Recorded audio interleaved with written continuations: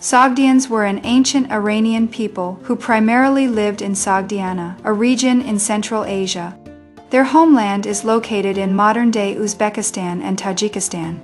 They became the principal caravan merchants along the Silk Road during the early Middle Ages between the 4th and 8th centuries CE.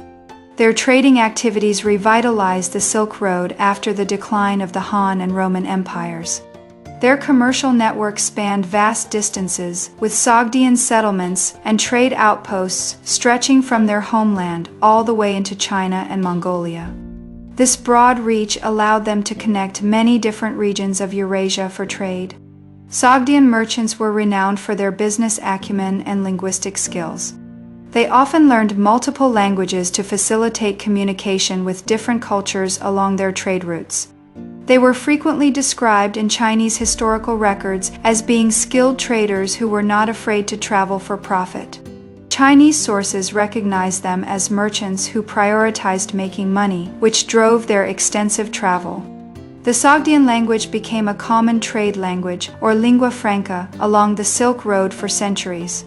Its widespread use made communication and business transactions easier across Central Asia for many different peoples. Sogdian colonies in China were significant, and their residents often took on Chinese names. These diaspora communities allowed merchants to settle abroad and still maintain contact with their homeland. They traded a wide variety of goods, not just silk, which earned the trade routes its famous name. Their merchandise included valuable items like horses, furs, gemstones, and perfumes.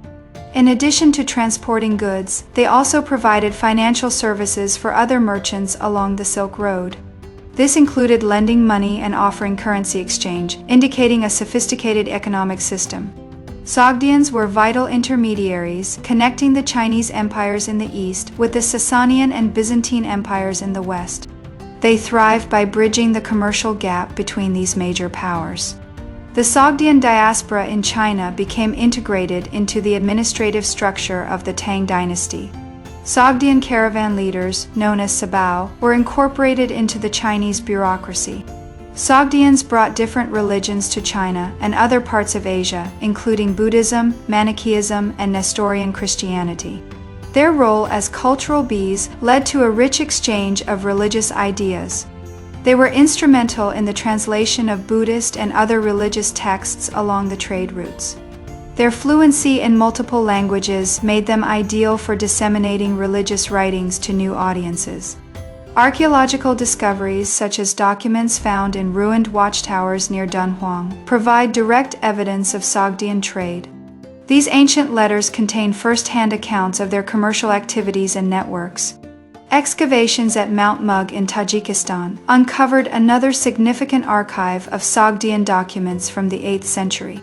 This discovery of administrative and legal papers sheds light on the organization of their society. The Sogdians had a significant impact on Tang China's artistic and popular culture. The famous Sogdian world dance, for example, was a popular form of entertainment at the Tang court. Sogdian merchants transported Chinese paper-making technology to the West.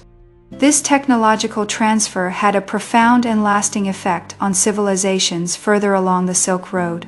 They helped to spread Zoroastrianism, their traditional religion, with evidence of Zoroastrian temples appearing in Chinese cities like Luoyang and Chang'an. As they settled in new places, they established places of worship for their faith. Many Sogdian city-states, like Samarkand and Bukhara, became wealthy and prominent hubs of trade.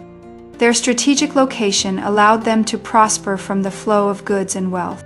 Sogdian merchants helped to facilitate a vast two-way exchange, not only bringing goods from east to west, but also vice versa. This ensured that China received new crops, such as grapes and alfalfa, from the west.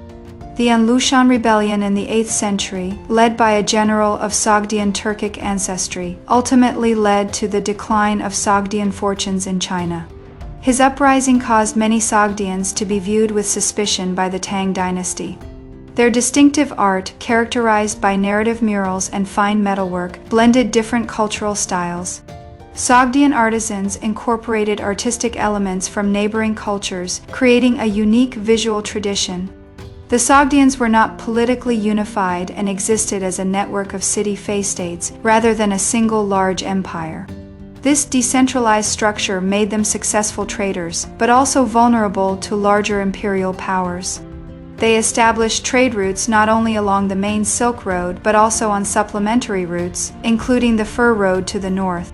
This expanded network allowed them to trade a wider range of goods with more peoples. At the height of their influence, in the 6th to 8th centuries CE, the Sogdians essentially dominated Central Asian trade. Their expertise and established networks gave them a monopoly on much of the overland commerce. Sogdian art, including magnificent wall paintings, has been found in archaeological sites in both their homeland and along the trade routes. These discoveries offer insights into their daily life, religion, and interactions with other cultures. Their funeral practices in China incorporated elements from both their native Zoroastrianism and Chinese customs. Lavish tombs with syncretic funerary beds show the blending of beliefs among the wealthy Sogdian elite. Sogdian influence extended beyond trade and art, impacting the military and political spheres in Tang China. Some Sogdians achieved high-ranking positions within the Chinese military and bureaucracy. The end of Sogdian dominance came around the 8th century due to Arab conquests and the Islamization of Central Asia. Their power waned as they were absorbed into the expanding Islamic empires. The Sogdian alphabet, derived from Aramaic, was adapted by other Central Asian peoples, including the Uyghurs and Mongolians. This demonstrates the lasting influence of Sogdian scribal traditions on subsequent cultures. The Sogdians engaged in a wide array of occupations within their diasporic communities, including farming and handicrafts. This diversification allowed them to integrate into local economies while facilitating trade for others. Sogdian trade networks were also protected by the military power of other groups, such as the Gokturks. This strategic partnership allowed for safer travel and expanded trading opportunities for the Sogdians.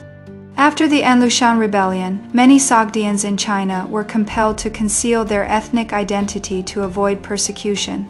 The suspicion directed toward them forced many to change their names and assimilate more fully into Chinese society.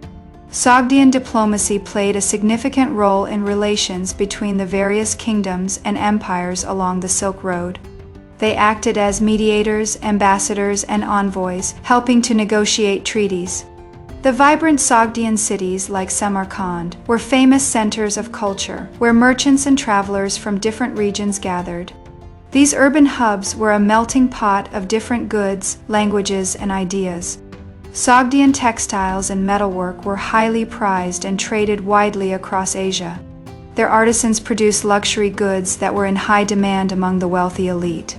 The wealth amassed by Sogdian merchants funded a flowering of civilization in their homeland, contributing to the development of impressive art and architecture. Their trade profits fueled a rich and cosmopolitan culture back home. Sogdian funerary inscriptions, often bilingual in Sogdian and Chinese, provide important historical records. These epitaphs document the lives and careers of Sogdians who settled in China. The Sogdians were also known for spreading specific musical traditions, including their unique dances. These cultural exports became popular entertainment, particularly in Tang China.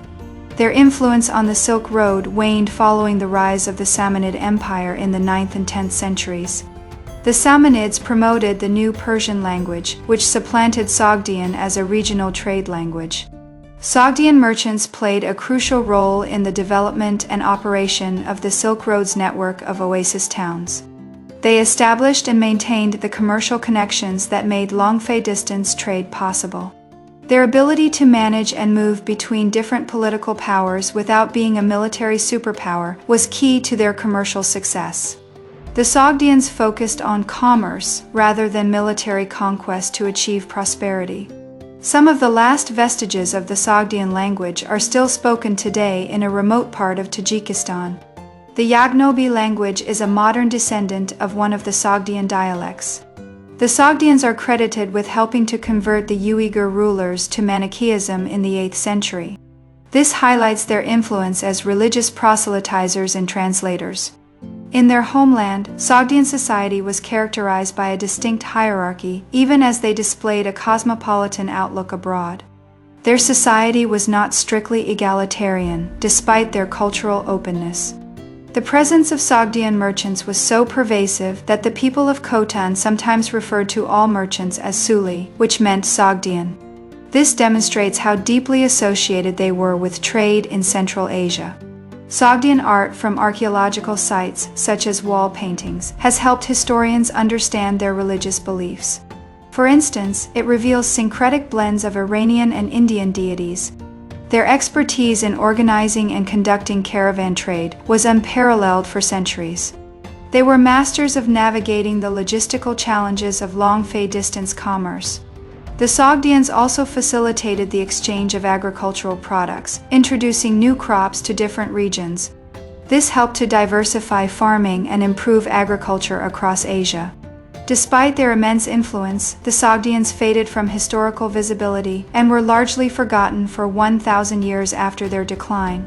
Their story was only reconstructed by modern scholars through archaeological and textual discoveries.